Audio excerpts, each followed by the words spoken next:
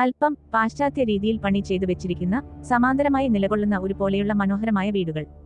Door number 3 എത്തിയ Rupesh calling bell press ചെയ്തു. ഏകദേശം 30 വയസ്സിന് മീതെ പ്രായം തോന്നിക്കുന്ന ഒരു യുവാവ് വാതിൽ തുറന്ന് പുഞ്ചിരിച്ചുകൊണ്ട് അവരെ അകത്തേക്ക് ക്ഷണിച്ചു. ഇന്ന് സൺഡേ ആയതുകൊണ്ട് ഞങ്ങൾ രണ്ടുപേരും ഫ്രീയാണ്. അയാൾ സോഫയിലേക്ക് ഇരിക്കാൻ അവരോട് ചൂണ്ടിക്കൊണ്ടാണ് അത് പറഞ്ഞത്. റിയ മറ്റാരെയോ പ്രതീക്ഷിക്കുന്നതുപോലെ അവിടമെല്ലാം കണ്ണോടിച്ചു. ഐ ആം രൂപേഷ്, ഇത് എന്റെ അസിസ്റ്റന്റ് റിയ. അവൻ തൊട്ട് മുന്നിലുള്ള ആൾക്ക് തങ്ങളെ പരിചയപ്പെടുത്തി. I know sir, I am Siddharth, ഇവിടെ ഒരു ലക്ഷറി ഇന്റീരിയർ ഫേമിന്റെ മാനേജിംഗ് ഡയറക്ടർ ആണ്. അപ്പോഴേക്കും കിച്ചണിൽ നിന്ന് അവരെ പ്രതീക്ഷിച്ച് ഇരിക്കുകയായിരുന്ന ഗൗരി കോഫിയുമായി വന്നു. പിന്നീട് റിയ ഗൗരവമേറിയ ഒരുപാട് കാര്യങ്ങൾ അവളുമായി ഡിസ്കസ് ചെയ്തു. ഇടയ്ക്ക് രൂപേഷും അവളോട് സംസാരിച്ചു. പിന്നീട് അവളുടെ ഫോണിൽ നിന്ന് ചില കാര്യങ്ങൾ അവരെ കാണിച്ചു. എല്ലാം കഴിഞ്ഞ് അവിടെ നിന്ന് ഇറങ്ങുമ്പോൾ രൂപേഷിന്റെയും റിയയുടെയും മുഖത്ത് രുദ്രൻ വധക്കേസ് അവസാന ഘട്ടത്തിൽ എത്തി എന്നതിന്റെ ഒരു ആത്മവിശ്വാസം കണ്ടിരുന്നു. ഇരുട്ടുമൂടുന്ന റോഡിലൂടെ വണ്ടിയോടിച്ചുകൊണ്ട് CI ദേവദാസ് വന്നുകൊണ്ടിരിക്കുമ്പോഴാണ് രൂപേഷിന്റെ ഫോൺ കോൾ വന്നത്. യെസ് രൂപേഷ്, അങ്ങനെയാണല്ലേ. I got some other evidences of this case. എനിക്ക് കുറച്ച് ജോലി കൂടെ ചെയ്തു തീർക്കാനുണ്ട്. അടുത്ത ദിവസം രുദ്രന്റെ ക്ലാസ്മേറ്റ് ആയിരുന്ന ആഗവിനെ മീറ്റ് ചെയ്യാൻ റിയ കൊല്ലം സിറ്റിയിലെ കോഫി ഹൗസിലേക്ക് ചെന്നു. അവിടെ അവൻ നേരത്തെ തന്നെ എത്തിയിരുന്നു. ആഗവുമായുള്ള സംസാരത്തിൽ വല്ലാത്തൊരു ഭയം അവനിലുള്ളതായി റിയ മനസ്സിലാക്കി. അതിനുശേഷം ഓഫീസിലേക്ക് എത്തിച്ചേർന്ന റിയയുമായി സംസാരിച്ചതിനു ശേഷം CI ദേവദാസും രൂപേഷും അവളുമായി മറ്റൊരു റൂമിലേക്ക് പോയി. ഇരുട്ട് മൂടിയ ആ മുറിയുടെ നടുവിലായി ഒരു ടേബിളിൽ ലാമ്പ് കത്തിച്ചു വെച്ചിട്ടുണ്ട്. തൊട്ടടുത്തായി ഒരു കസേരയിൽ അതേ ടേബിളിലേക്ക് കൈകൾ മടക്കി വെച്ച് അതിലേക്ക് തല വെച്ചു കിടക്കുന്ന ഒരു യുവാവ്. മൂവരും ആ മുറിയിലേക്ക് കയറി. രൂപേഷ് ലൈറ്റ് ഓൺ ചെയ്ത് ടേബിളിൽ ആഞ്ഞടിച്ചു. ഒരു ഞെട്ടലോടെ അയാൾ തല ഉയർത്തി. വിയർത്ത് പരിഭ്രാന്തി കലർന്ന മുഖത്തോടെ അവൻ അവരെ നോക്കിയപ്പോൾ രോക്ഷത്തോടെ ദേവദാസ് അലറി. മിസ്റ്റർ പ്രണവ് എബ്രഹാം, രുദ്രന്റെ കൊലയാളിയെ ഒരിക്കലും കണ്ടുപിടിക്കില്ലെന്നു കരുതിയെങ്കിൽ നിങ്ങൾക്ക് തെറ്റി. കഴിഞ്ഞ കുറച്ചു ദിവസങ്ങളായി ഞങ്ങൾ നിങ്ങൾക്ക് പുറകെ ഉണ്ടായിരുന്നു. ഞങ്ങളുടെ സംശയങ്ങൾക്ക് കുറച്ച് കൂടെ ക്ലാരിറ്റിയുള്ള ഉത്തരങ്ങളും സ്ട്രോങ് ആയിട്ടുള്ള തെളിവുകളും വേണമായിരുന്നു. അതിനുവേണ്ടിയുള്ള സെർച്ചിങ്ങിലായിരുന്നു ഞങ്ങൾ. Now it is clear. So രുദ്രന്റെ മരണം ഒരു ആത്മഹത്യയല്ല, മറിച്ച് ഒരു കൊലപാതകമായിരുന്നുവെന്ന് ഞങ്ങൾ കണ്ടെത്തി. ഇനി അത് എന്തിനു വേണ്ടിയായിരുന്നു എന്ന് നിന്റെ വായിൽ നിന്നു തന്നെ കേൾക്കണം. ഏകദേശം ഒരു തിരക്കഥ ഞങ്ങൾ തന്നെ ഉണ്ടാക്കി വെച്ചിട്ടുണ്ട്. പക്ഷേ അതിന്റെ വിത്തും വേരും എടുത്ത് നീ തന്നെ അതൊന്ന് ഡയറക്റ്റ് ചെയ്തു താ ഡോക്ടറെ. അത് പറഞ്ഞുകൊണ്ട് ദേവദാസ് അവന്റെ ഷോൾഡറിൽ ഒന്ന് അമർത്തി. ശേഷം ഒരു കസേര വലിച്ചിട്ട് അവന് നേരെ വന്നിരുന്നു. വിറക്കുന്ന വാക്കുകളോടെ പ്രണവ് പറഞ്ഞു. ഐ നോ സർ, എനിക്കറിയാമായിരുന്നു നിങ്ങളൊരിക്കൽ എന്നെ തേടി വരുമെന്ന്. അതെ, ഞാൻ തന്നെയാണ്. ഞാനാണ് രുദ്രന്റെ കൊലയാളി. ഞാനാണ് എന്റെ രുദ്രനെ കൊന്നത്. പ്രണവ് അത് പറഞ്ഞുകൊണ്ട് സ്വന്തം നെറ്റിയിൽ മുഷ്ടി ചുരുട്ടി അടിച്ചു. പിന്നെ ഒന്ന് മൗനം പാലിച്ചു. നീ ഒരുപാടങ്ങ് ഉണ്ടാക്കല്ലേ മോനെ. കഥയുടെ ചില ഭാഗങ്ങൾ ഞങ്ങൾ പറഞ്ഞു തരാമിട നിനക്ക്. രൂപേഷ് ശബ്ദമുയർത്തി പറഞ്ഞു. അങ്ങ് പാറമേട്ടിൽ എബ്രഹാമിന്റെയും മോളിയുടെയും ഏക മകൻ പ്രണവ് എബ്രഹാം. നിന്റെ അപ്പനും അമ്മയും ഒരുപാട് ധ്യാനം കൂടിയും പള്ളിക്ക് മെഴുകുതിരി കത്തിച്ചുമുണ്ടായ മുതലാണ് നീ. വിവാഹം കഴിഞ്ഞ് ഏകദേശം 20 വർഷം എടുത്തു അല്ലേടാ അവർക്ക് നിന്റെ തലവട്ടം കാണാൻ? രൂപേഷ് അവനെ രൂക്ഷമായൊന്ന് നോക്കിക്കൊണ്ട് ചോദിച്ചു. ചുവന്നു കലങ്ങിയ കണ്ണുകളുമായി പ്രണവ് റിയയെ തുറിച്ചു നോക്കിക്കൊണ്ട് പറഞ്ഞു. ഇവളെപ്പോലൊരുത്തി കാരണമാണ് എന്റെ രുദ്രൻ മരിക്കേണ്ടി വന്നത്. പെട്ടെന്നുള്ള അവന്റെ പ്രവൃത്തിയിൽ രോക്ഷം കൊണ്ട ദേവദാസ് അവനെ ഒരു ചവിട്ട് വെച്ചു. അവൻ കസേരയിൽ നിന്നും താഴേക്ക് വീണു. രൂപേഷും റിയയും അവനെ പിടിച്ചെഴുന്നേൽപ്പിച്ച് കസേരയിൽ തന്നെ ഇരുത്തി. ശേഷം റിയ അവനോട് സംസാരിച്ചു തുടങ്ങി. അറിയാം നീ ഗൗരിയെക്കുറിച്ചാണ് പറയുന്നതെന്ന്. നിന്നെക്കുറിച്ച് കൂടുതൽ കാര്യങ്ങളറിയാൻ ഞങ്ങൾ ബാംഗ്ലൂരിലേക്ക് പോയിരുന്നു. നീയും രുദ്രനും തമ്മിലുള്ള സൗഹൃദത്തെപ്പറ്റിയുള്ള പഴയ കഥകളെല്ലാം അറിഞ്ഞു. പക്ഷേ പതിയെ നിന്നിലുണ്ടായ മാറ്റങ്ങൾ രുദ്രന് ചില സംശയങ്ങൾ ഉണ്ടാക്കിയിരുന്നു.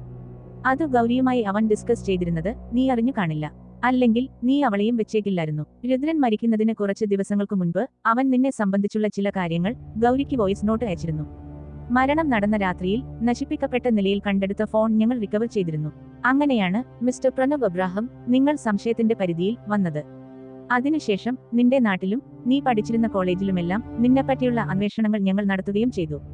നിങ്ങളുടെ പഴയ ക്ലാസ്മേറ്റ് ആഗവ് സംഭവം നടന്ന ദിവസം റൂമിൽ വെച്ച് നീ രുദ്രനുമായി വഴക്കിട്ടത് കേട്ടതായി മൊഴി തന്നിട്ടുമുണ്ട്.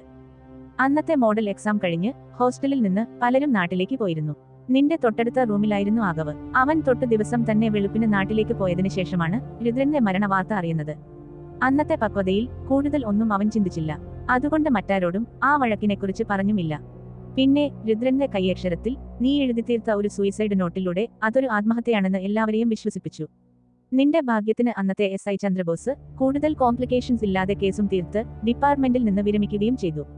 പക്ഷേ വർഷങ്ങൾ കഴിഞ്ഞ് വീണ്ടും രുദ്രൻ കേസ് റീഓപ്പൺ ചെയ്തപ്പോഴാണ് ആഗവിന് അന്നത്തെ സംഭവങ്ങളിൽ ഒരു സംശയം ഉടലെടുത്തതും അവൻ ഞങ്ങളെ കോണ്ടാക്ട് ചെയ്തതും.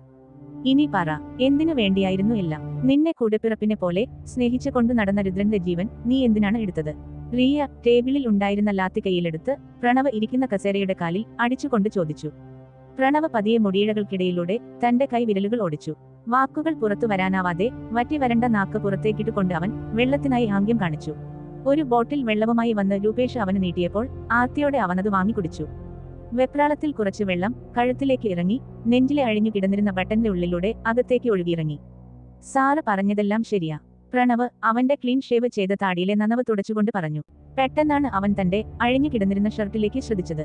പരിഭ്രമത്തോടെ രൂപേഷിനെയും ദേവദാസിനെയും നോക്കിക്കൊണ്ടവൻ ബട്ടണിട്ടു. അവൻ തുടർന്നു. രുദ്രനെ ഞാൻ ഒരുപാട് സ്നേഹിച്ചിരുന്നു. കൂടെപ്പിറപ്പെന്ന നിലയിലല്ല, എന്റെ പ്രാണൻ പോലെ. മറ്റുള്ളവരെ പോലെ ഞാൻ സാധാരണ ഒരു മനസ്സും ശരീരവുമായി ജീവിക്കുന്ന ആളല്ലായിരുന്നു. അത് ഞാൻ തിരിച്ചറിയുന്നത് എന്റെ 14ാമത്തെ വയസ്സിലായിരുന്നു. ആൺകുട്ടികളുമായി ഇടപഴകുമ്പോൾ അവരോടെല്ലാം പ്രത്യേകമൊരു വികാരമായിരുന്നു എന്നിലുണ്ടായിരുന്നത്. ചിലപ്പോഴൊക്കെ അവരെ കാണുമ്പോൾ ഭയവും സംസാരിക്കാൻ മടിയും തോന്നി. അതേസമയം പെൺകുട്ടികളുമായി അടുത്ത സൗഹൃദം സ്ഥാപിക്കാൻ ഞാൻ ആഗ്രഹിച്ചിരുന്നു. പക്ഷേ എല്ലാവരും എന്നെ അകറ്റി നിർത്തി. അന്നത്തെ മാനസികാവസ്ഥയിൽ ഞാൻ എന്റെ അപ്പനോടും അമ്മയോടും കാര്യങ്ങൾ പറഞ്ഞപ്പോൾ അവരെല്ലാം എന്റെ തോന്നലാണെന്ന് പറഞ്ഞു സമാധാനിപ്പിച്ചു. എന്നാൽ ഞാൻ വളരും തോറും എന്നിലെ വികാരങ്ങളും 10 മടങ്ങ് വർദ്ധിച്ചു. എന്നിലെ മാറ്റങ്ങളെ ഉൾക്കൊള്ളാനാവാതെ അപ്പനും അമ്മയും എന്നെ ഒരുപാട് കൗൺസിലിങ്ങിന് കൊണ്ടുപോയി. വലിയ വിദ്യാഭ്യാസമോ ലോക വിവരമോ ഇല്ലാതിരുന്ന പാരമ്പര്യ സ്വത്തുക്കളും കെട്ടിപ്പിടിച്ചു ജീവിച്ചിരുന്ന എന്റെ അപ്പനും അമ്മക്കും ഞാൻ പറയുന്നതോ ഡോക്ടേഴ്സ് പറയുന്നതോ മനസ്സിലാക്കാനും ഉൾക്കൊള്ളാനും കഴിഞ്ഞില്ല. അവൻ ബാക്കി പറയാൻ തുടങ്ങുമ്പോഴേക്കും സിയായ് ദേവദാസ് ഇടയിൽ കയറി പറഞ്ഞു. അങ്ങനെ ഹോർമോണൽ ചേഞ്ചസ് നിന്നിലുണ്ടാക്കിയ മാറ്റങ്ങൾ ബന്ധുക്കളും നിങ്ങളെ ചുറ്റിപ്പറ്റിയവരും അറിയാതിരിക്കാൻ നാണക്കേട് ഭയന്ന നിന്റെ കുടുംബം നിന്നെയുമൊത്ത് ഈ കൊല്ലത്തേക്ക് താമസം മാറി. ഈ കഥയൊക്കെ കഴിഞ്ഞ ദിവസം പാലായിലെ നിന്റെ പഴയ നാട്ടിലേക്ക് പോയപ്പോൾ ഞാൻ അറിഞ്ഞു. നിന്റെ അപ്പനെ കണ്ടിരുന്നു. കൊല്ലത്ത് വെച്ച് നീ മെഡിസിന് പഠിക്കാൻ താല്പര്യം കാണിച്ചതും ഒടുവിൽ ലേറ്റ് അഡ്മിഷനായി ഒരു കോളേജിൽ ചേർന്ന കഥയുമെല്ലാം അവിടെ നിന്ന് അറിയാൻ കഴിഞ്ഞു. എല്ലാം ശരിയാണ് സാർ. പിന്നീടുള്ള എന്റെ ജീവിതത്തിന് എല്ലാവിധ സ്വാതന്ത്ര്യവും എനിക്ക് എന്റെ പേരൻസ് തന്നിരുന്നു. അവരെ സംബന്ധിച്ച് ഞാനൊരു രോഗിയും ആ രോഗത്തിന് ഒരു ശമനം ഉണ്ടാവട്ടെ എന്ന് കരുതി അവർ എന്നെ സന്തോഷിപ്പിച്ചുകൊണ്ടിരുന്നു. പക്ഷെ ഞാൻ എല്ലാം ഉള്ളിൽ ഒതുക്കുകയായിരുന്നു. വളരെ ഭയത്തോടെയായിരുന്നു ഞാൻ അന്ന് ആ കോളേജിൽ വന്നിറങ്ങിയത്. എന്നെയുള്ളിലെ അവസ്ഥകളെ മറ്റാരെയും അറിയിക്കാതെ ഇരിക്കാൻ ഞാൻ മനസ്സിനെ പറഞ്ഞു പഠിപ്പിച്ചു. മറ്റൊന്നും കൊണ്ടല്ല. കഴിഞ്ഞുപോയ ഓർമ്മകളിൽ ഞാൻ അനുഭവിച്ച കളിയാക്കലുകൾ ഒറ്റപ്പെടുത്തലുകളെല്ലാം വീണ്ടും എന്നെ മാനസികമായി തളർത്തുമെന്ന് ഞാൻ ഭയന്നു. എന്നാൽ ആദ്യ ദിവസം തന്നെ രുദ്രനിൽ നിന്ന് എനിക്ക് കിട്ടിയ പരിഗണനയും സൗഹൃദവും എന്നെ വല്ലാതെ ഇൻഫ്ലുവൻസ് ചെയ്തിരുന്നു. മാക്സിമം ഞാൻ അവനിൽ നിന്ന് അകന്നു നിൽക്കാൻ ശ്രമിച്ചു. പക്ഷേ അവന്റെ പ്രവൃത്തികൾ എന്നെ അവനിലേക്ക് കൂടുതൽ അടുപ്പിച്ചു. പിന്നീട് ഞാൻ എന്നിൽ ഒരു മുഖം മൂടിയണിഞ്ഞു. മറ്റുള്ളവരെ പോലെ ആർക്കും സംശയം തോന്നാത്ത വിധത്തിൽ ഞാൻ ആൺകുട്ടികളുമായി ഇടപഴകി. ഹോസ്റ്റലിൽ രുദ്രന്റെ റിക്വസ്റ്റ് മൂലം എനിക്ക് അവന്റെ കൂടെ തന്നെ റൂം ഷെയർ കിട്ടി. പിന്നീട് ഒരുപാട് അവസരങ്ങളിൽ അവൻ എന്നെ പല രീതിയിലും സഹായിച്ചു. പതിയെ പതിയെ ഞാൻ അവനെ മറ്റാരോ ആയി മാറുന്നത് പോലെ സ്വയം സങ്കല്പിച്ചു. അവന്റെ ഓരോ സ്പർശനങ്ങളും ഞാൻ ആസ്വദിക്കുകയായിരുന്നു. രാത്രികളിൽ അവൻ ഉറങ്ങിക്കിടക്കുമ്പോൾ പലപ്പോഴും ഞാൻ അവനരികിൽ പോയിരുന്ന മുടിയിഴകളിൽ തലോടി. നെറ്റിയിൽ അവനറിയാതെ ചുംബനങ്ങൾ തീർത്തു. അപ്പോഴെല്ലാം ഞാനൊരു സ്ത്രീയായി മാറുകയായിരുന്നു. പ്രണവ് അല്പമൊന്ന് നിശബ്ദനായി വീണ്ടും തുടർന്നു. ക്ലാസ്സിൽ ഒഴിവു സമയങ്ങളിൽ എന്തെങ്കിലും ഒരു കഥയുമായി അവൻ എന്റെ തോളിൽ കൈയിട്ട് വാ തോരാതെ സംസാരിക്കും. അപ്പോഴെല്ലാം എന്നുള്ളിലെ വികാരങ്ങൾ ഞാൻ നിയന്ത്രിച്ചു. അങ്ങനെയിരിക്കെ ഒരു ദിവസം സ്റ്റീഫൻ സാറ് ഗൗരിയെ വഴക്ക് പറഞ്ഞ് ക്ലാസ്സിന് പുറത്താക്കാൻ നിന്നപ്പോൾ അതിൽ രുദ്രൻ കയറി ഇടപെട്ട ഒരു സംഭവമുണ്ടായി. അന്നത്തെ ഇൻസിഡന്റ് എന്റെ മനസ്സിനെ വല്ലാതെ ഡിസ്റ്റർബ് ചെയ്തിരുന്നു. അത്രമാത്രം ഒരു പൊസസീവ്നെസ് എനിക്ക് രുദ്രനോട് ഉണ്ടായിരുന്നു. അവന്റെ മനസ്സിൽ അവളോട് എന്തെങ്കിലും ഉണ്ടോ എന്നറിയാൻ പല രീതിയിലും ഞാൻ സംസാരിച്ചു നോക്കി. ഒന്നും ഇല്ലെന്നറിഞ്ഞപ്പോൾ എന്തെന്നില്ലാത്ത ഒരു സന്തോഷം എന്നുള്ളിൽ ഉടലെടുത്തു. പക്ഷേ ഗൗരിക്ക് അവനോടൊരു ആരാധനയും ഇഷ്ടവും മുളപൊട്ടിയതായി ഞാൻ മനസ്സിലാക്കി. രുദ്രന്റെ ഉറ്റ സുഹൃത്ത് എന്ന രീതിയിൽ ഗൗരി അവളുടെ ഇഷ്ടമറിയിക്കാൻ എന്റെ സഹായം തേടിയിരുന്നു. മറ്റാർക്കും എന്നിലൊരു സംശയം ഉണ്ടാവാതിരിക്കാൻ ഞാൻ അവരുടെ ബന്ധത്തിന് മുൻകൈ എടുത്തു. ആദ്യമൊന്നും രുദ്രൻ അതിൽ താല്പര്യം കാണിച്ചിരുന്നില്ല. അതിൽ ഉള്ളുകൊണ്ട് ഞാൻ സന്തോഷിച്ചിരുന്നു. ഒടുവിൽ അവർ തീവ്രമായ പ്രണയത്തിൽ ആവുകയും ചെയ്തു.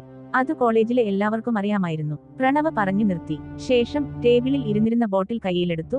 ബാക്കിയുണ്ടായിരുന്ന വെള്ളം കൂടെ കുടിച്ചു തീർത്തു. രുദ്രനിൽ നിന്ന് ഞാൻ അനുഭവിക്കേണ്ട സ്നേഹം ഗൗരിക്ക് പകുത്തു നൽകുന്നത് എനിക്ക് സഹിക്കാൻ കഴിയുമായിരുന്നില്ല. അന്നുമുതൽ എന്റെ മനസ്സിന്റെ കടിഞ്ഞൺ പൊട്ടിപ്പോയിരുന്നു. അവളെ കൊല്ലാനാണ് ഞാൻ കരുതിയിരുന്നത്. അത് പറഞ്ഞുകൊണ്ട് പ്രണവ് ടേബിളിൽ ആഞ്ഞടിച്ചു. പിന്നീട് തുടർന്നു. അന്നൊരു ഹോസ്റ്റൽ ഡേ ആയിരുന്നു. എല്ലാവരും കലാപരിപാടികൾക്കായി തിരക്കിലുമായിരുന്നു. എന്റെയും പരിപാടി ഉണ്ടായിരുന്നു. പക്ഷേ പെട്ടെന്നാണ് ഗൗരിയുടെ കോൾ വന്നത്. എന്റെ പരിപാടി കാണാൻ നിൽക്കാതെ രുദ്രൻ തിരക്കിട്ട് ബൈക്ക് എടുത്ത് പുറത്തേക്ക് പോയി. ആ സംഭവത്തിന് ശേഷം എനിക്ക് രുദ്രനോട് ചെറിയൊരു ദേഷ്യം തോന്നിയിരുന്നു. ഇടയ്ക്കെല്ലാം ഞാൻ അവരുടെ ബന്ധത്തിനെ എതിർത്ത് സംസാരിച്ചു. അതിന്റെ പേരിൽ രുദ്രൻ എന്നോട് കുറച്ചു നാൾ മിണ്ടാതെയും നടന്നു. എങ്കിലും ഞങ്ങളുടെ സൗഹൃദത്തിനൊരു കളങ്കം വരുത്താൻ രുദ്രൻ തയ്യാറായിരുന്നില്ല.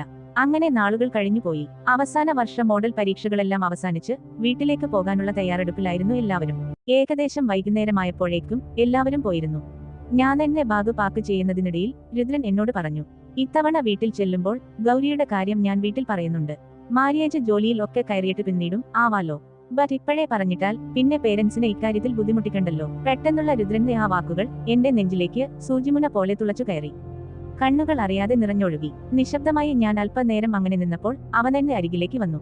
ചുവന്നു കലങ്ങിയ കണ്ണുകളോടെ ഞാൻ രുദ്രനെ നോക്കിയപ്പോൾ അമ്പരപ്പോടെ അവനെന്നെ കെട്ടിപ്പിടിച്ചുകൊണ്ട് ചോദിച്ചു, എന്തു പറ്റിയടാ നിനക്ക്? എന്തെങ്കിലും പ്രശ്നമുണ്ടോ? വീട്ടിൽ അപ്പനോടോ മറ്റോ വഴക്കിട്ടോ നീ? നിന്റെ കണ്ണെല്ലാം നിറഞ്ഞിരിക്കുന്നല്ലോ. രുദ്രന്റെ ചോദ്യങ്ങൾക്ക് മറുപടി നൽകാതെ ഞാൻ മിണ്ടാതെ നിൽക്കുകയായിരുന്നു. ആ സ്പർശനത്തിൽ നിയന്ത്രണമില്ലാത്ത എന്റെ കൈകൾ അവനെ ചുറ്റിപിടിച്ചു. എന്റെ കൈവിരലുകൾ അവന്റെ മുടിയിഴകളിലൂടെ ഒഴുകി നടന്നു. പെട്ടെന്നൊരു ഞെട്ടലോടെ രുദ്രൻ എന്നിൽ നിന്നും കുതിറി മാറി. എന്താ പ്രണവ് എബ്രഹാം, നിനക്കൊരു ഭാവമാറ്റം? ഗൗരവത്തോടെയുള്ള രുദ്രന്റെ ആ ചോദ്യത്തിൽ ഞാൻ പരിഭ്രാന്തനായി. അവിടെയൊരു സീൻ ക്രിയേറ്റ് ചെയ്യാതിരിക്കാൻ ഞാൻ മാക്സിമം ഒഴിഞ്ഞു മാറാൻ ശ്രമിച്ചു. പക്ഷേ രുദ്രൻ എന്നെ തടഞ്ഞു നിർത്തി. എന്നുള്ളിലെ ഭാവമാറ്റത്തിനുള്ള കാരണം അറിയണമെന്ന് അവൻ വാശി പിടിച്ചു. ഒടുവിൽ അതൊരു തർക്കത്തിന് വഴിയൊരുക്കി.